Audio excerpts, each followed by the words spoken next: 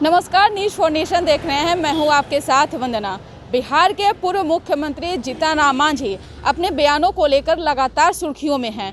आपको बता दें कि कोरोना काल चल रहा है, सरकार तमाम कोशिशें कर रही है सुधारने की, तो वहीं जीतन राम मांझी उनके अच्छाइयों के साथ साथ उनके बुराइयों को भी अपने ट्विटर अकाउंट से लगातार सोशल मीडिया पर कुछ न कुछ बयान देते नजर आ रहे हैं। आपको बता दें कि एनडीए में आजकल कयास यही लगाया जा रहा है कि पार्टी के अंदर जरूर कुछ न कुछ खिचड़ी पक रही है, क्योंकि जो दलित नेता हैं, एक तरफ जीतन राम मांझी हैं तो दूसरी तरफ वीआईपी सुप्रीमो मुकेश सहनी हैं। दोनों की मुलाकात हुई। मुलाकात के बाद बिहार के सियासत में कयास इस तरह लगाया गया कि एनडीए में अब टूट होने वाली है।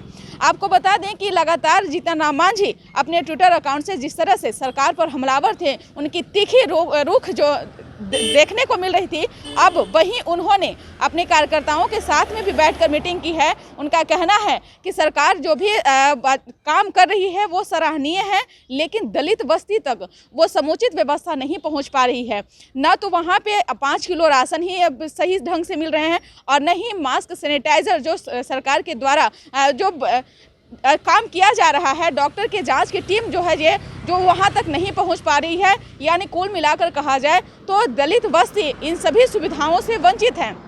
वहीं हम पार्टी के प्रवक्ता दानिश रिजवान ने कहा कि हमें सत्ता का भूख नहीं है, हम जनता की सेवा के लिए हैं और जनता का सेवा यथासंभव हम करते रहेंगे। आगे आप सुनिए कि क्या कुछ कह रहे हैं हम पार्टी के प्रवक्ता दानिश रिजवान।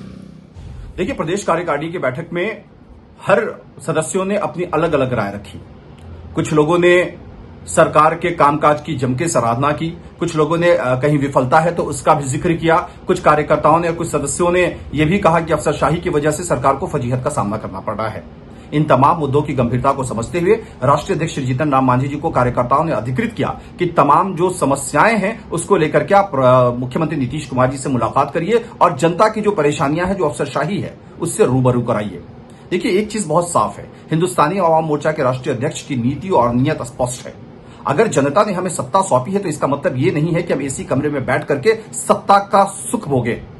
हमारी ये जवाबदेही भी बनती है कि अगर कहीं कमियां हैं तो उसका समाधान करें, उसको उजागर करें और जो दोषी है उनके ऊपर में कार्रवाई करें। सत्ता में बने रहना हमारा मकसद नहीं है, हमारा मकसद जनता की सेवा करना है और इसीलिए हम लगातार काम कर रहे हैं। कुछ लोग हमें कहते हैं कि आप भला बुरा कहते रहते हैं, ऐसा कुछ नहीं है। जनता की जो भावनाएं हैं, हम उस भावनाओं का पूरा ख्याल रखते हैं। तो आपने सुन लिया कि क्या कुछ कहे। उन्होंने साफ तौर से कहा है कि हमें किसी प्रकार का कोई लालच नहीं है, हमें जनता की सेवा करना है। तो वहीं इस बात को लेकर जब हमने जदयू के प्रवक्ता अभिषेक झा से बात की तो उन्होंने साफ तौर से कहा है कि एनडीए में सब कुछ ठीक है। पूर्व मुख्यमंत्री जीतन राम मांझी की एक अलग भूमिका है और हमारे पार्टी के वरिष्ठ नेता हैं। और आगे क्या कुछ कर रहे हैं, पहले वो आप सुनिए। आदरणीय जीतन राम मांझी जी एनडीए के वरिष्ठ नेता हैं, पूर्व मुख्यमंत्री रह चुके हैं, पूर्व मंत्री रह चुके हैं। सरकार की कार्यप्रणाली से वह बेहतर तरीके से अवगत है। यदाकदा उनकी मुलाकात आदरणीय नीतीश कुमार जी से होती रहती है और अपनी बातों को वो मुख्यमंत्री जी के सामने रखते आए हैं।